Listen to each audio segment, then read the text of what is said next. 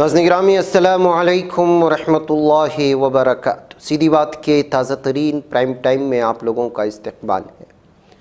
नाज़रीन गिरामी में अंसार अज़ीज़ नदवी इस वक्त आप लोगों के सामने कुछ अहम तरीन ख़बरें, कुछ वायरल वीडियोस और कुछ तनकीदी तज़किये लेकर के हाजिर हुआ।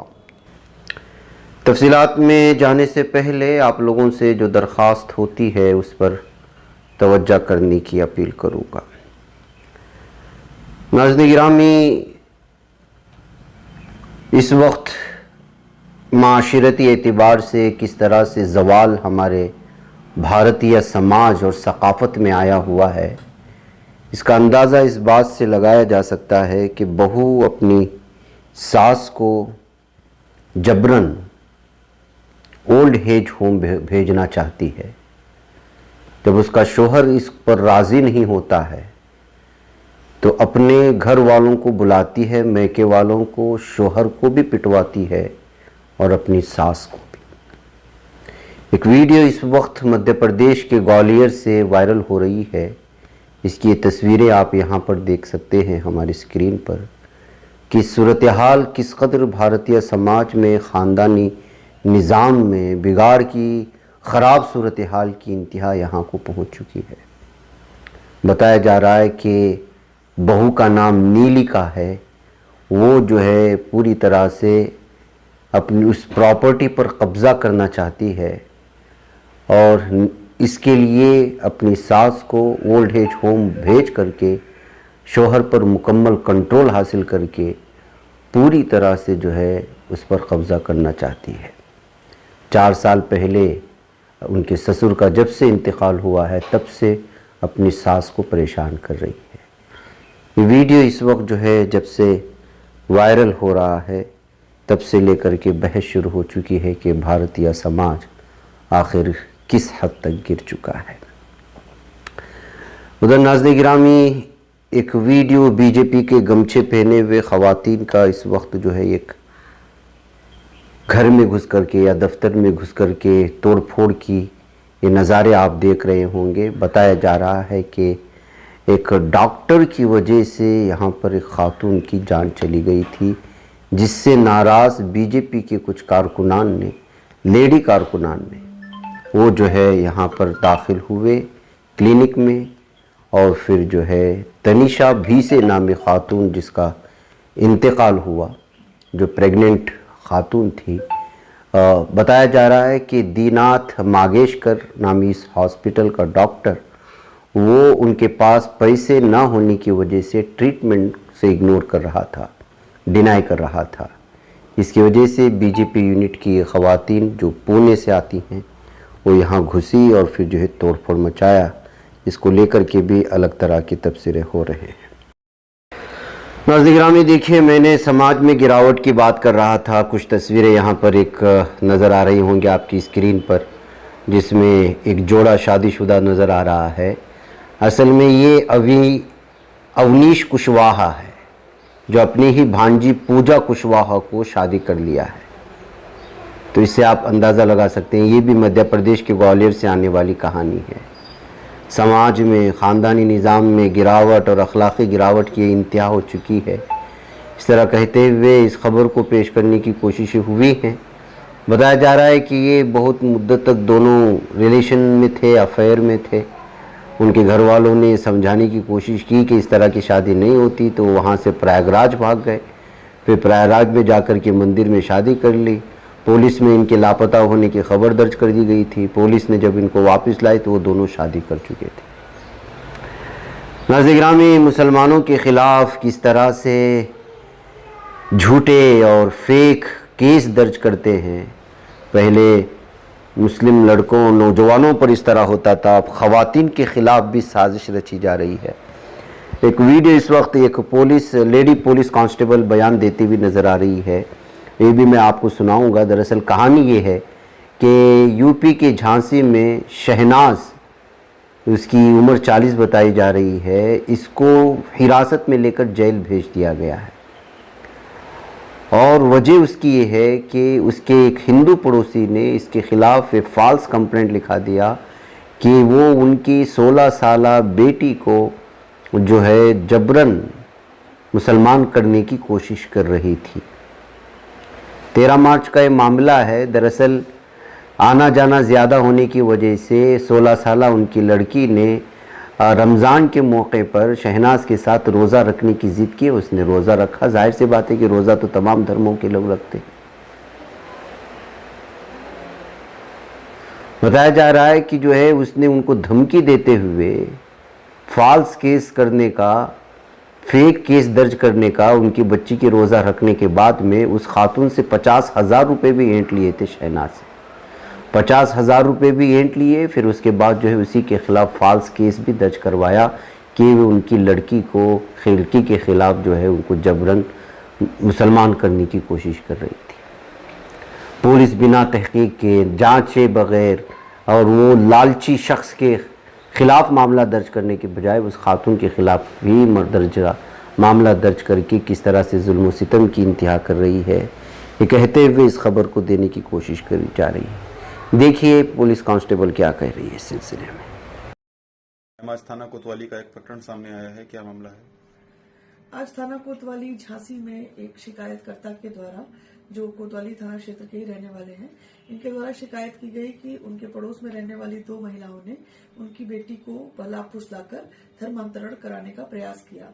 इस शिकायत का तत्काल संज्ञान लेते हुए थाना कोतवाली में सुसंगत धाराओं में अभियोग दर्ज कर लिया गया है।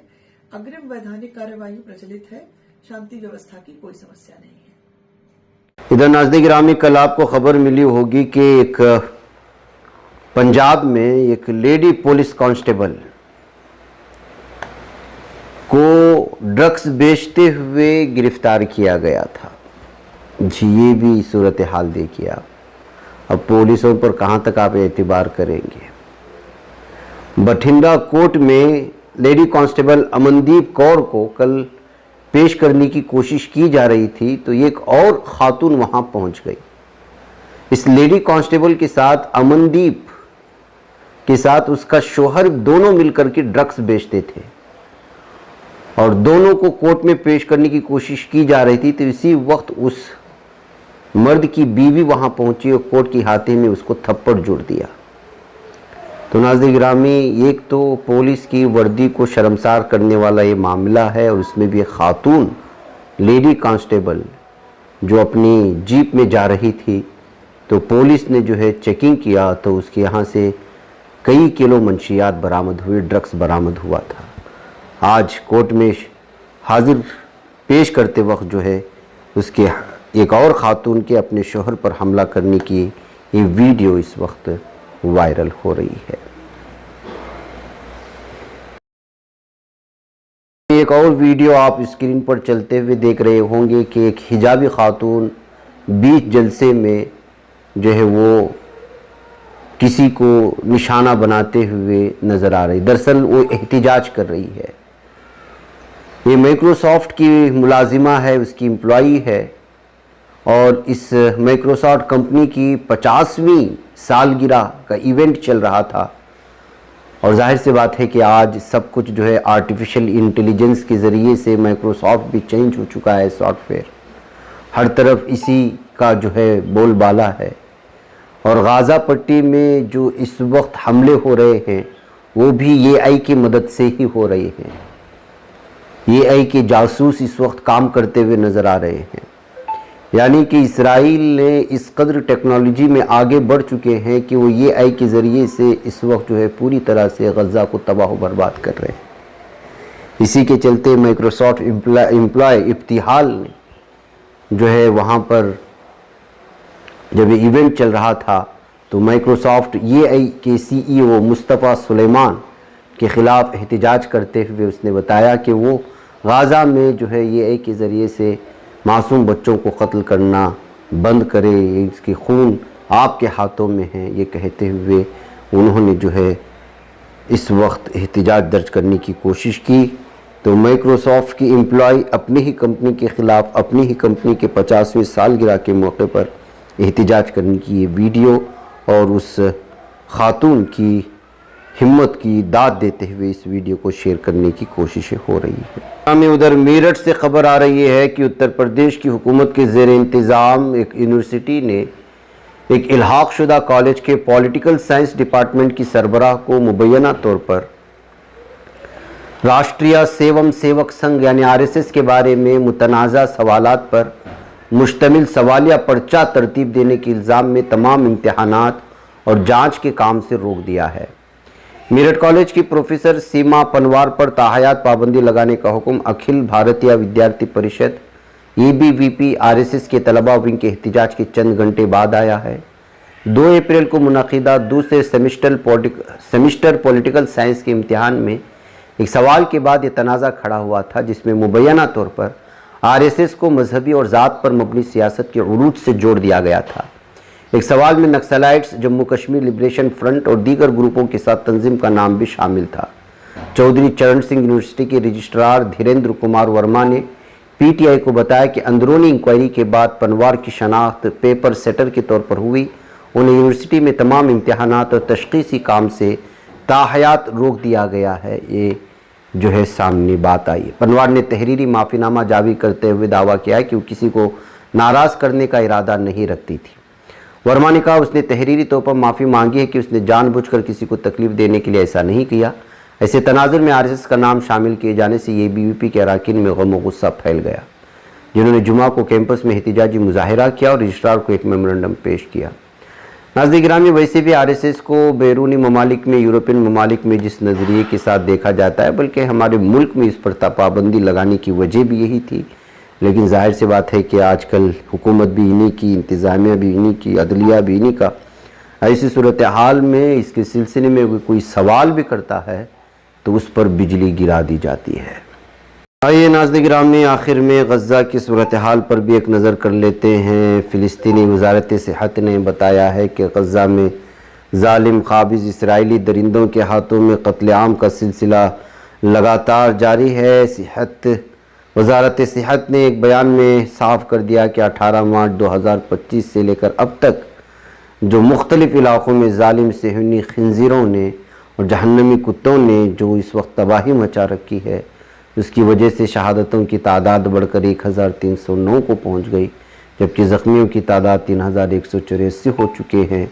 और भूख ने तो सब जगह डेरे डाले रखे हैं और ज़ख्मियों को इस कदर नाकाबंदी है पूरे गज़ा की पट्टी की कि कोई चीज़ अंदर दाखिल नहीं होती, ना पानी पहुंचता है, ना खाने पीने की चीज़ें, ना इलाज मुआलजे की चीज़ें।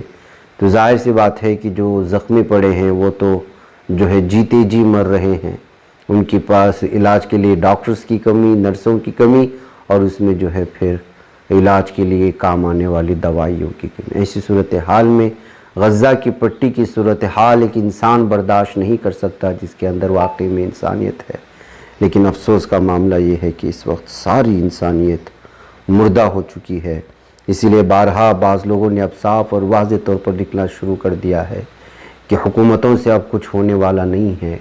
अगर गज़ा की पट्टी को बचाना चाहते हैं और वहाँ के अवाम अपने आप को बचाना चाहते हैं तो फिर जो है अपने आप को इसराइल के उन इलाक़ों में ख़ुद को दाखिल करना पड़ेगा जहाँ पर इसराइली पूरी तरह से बड़े पैमाने पर रह रहे हैं। ऐसी सूरत हाल में ज़ाहिर सी बात है कि फ़िज़ाई हमले तो वो नहीं कर सकता, अपने लोगों पे नहीं गिरा सकता। ऐसे में जो है ज़मीनी झड़प के ज़रिए सहनियों को, इसराइलियों पर उन्हीं के इलाक़ों में घुस कर के जब तक उन पर हमला नहीं किया जाता और उन्हीं के जो है बनाए गए हथियारों पर कब्ज़ा नहीं किया जाता, तब तक जो है ये लोग इसी तरह से मुसलमानों पर गज़ा की पट्टी में क़त्ल-ए-आम मचाता रहेगा। इसी वजह से जाहिर सी बात है कि जब मखसूस जगह पर एक ही मज़हब के लोग होंगे तो उसको आसमान से जो है बम बरसाने में आसानी हो रही है। ऐसे में तमाम फ़िलिस्तीनियों के गज़ा की पट्टी के लोगों को इसराइली इलाक़ों में जहाँ पर सेहूनी दरिंदे रहते हैं वहाँ घुस जाना चाहिए ताकि आसमानी फ़िज़ाई हमलों से बच सके और ज़मीनी सतह पर इन दरिंदों को पूरी तरह से सबक सिखाया जा सके। इस तरह के जहाँ मुख्तलिफ़ किस्म के तबसरे सामने आ रहे हैं तो वहीं पर जो है ये भी कहा जा रहा है कि जो है इस वक्त हुकूमतें नाबर्द हो चुकी हैं और अरब ममालिक हुक्मरानों से इस तरह की कोई भी उम्मीद लगाए रखना कि वो कुछ करेंगे ये नामुमकिन बात है। अब अवाम से ही इनकलाब आ सकता है और अवाम ही इन सहनी दरिंदों को मुकम्मल तौर पर जवाब दे सकते हैं। कहते हुए इसराइली इलाक़ों में तमाम पड़ोसी ममालिक के नौजवानों को पैदर पे तमाम तर सरहदें तोड़ करके अंदर दाखिल होने की अपीलें सोशल मीडिया में मुख्तलिफ़ ग्रुपों में गर्दिश किए जाने की खबरें इस वक्त सामने आ रही हैं। बैकअप नाज़रीन ग्रामी, मुझे इजाज़त दें। अस्सलामु अलैकुम रहमतुल्लाहि व बरकातुहू।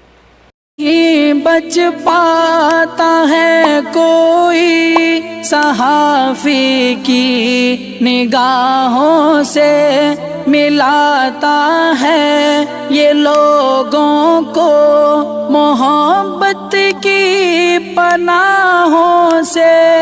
करम और दर्द मंदी का है एक संसार सीधी बात। अज़ीमत जुर्अतो हिम्मत का है इज़हार सीधी बात। अज़ीमत जुर्अतो हिम्मत का है इज़हार सीधी बात। ये चैनल हक निगर बनकर कुचल देता है फितनों को।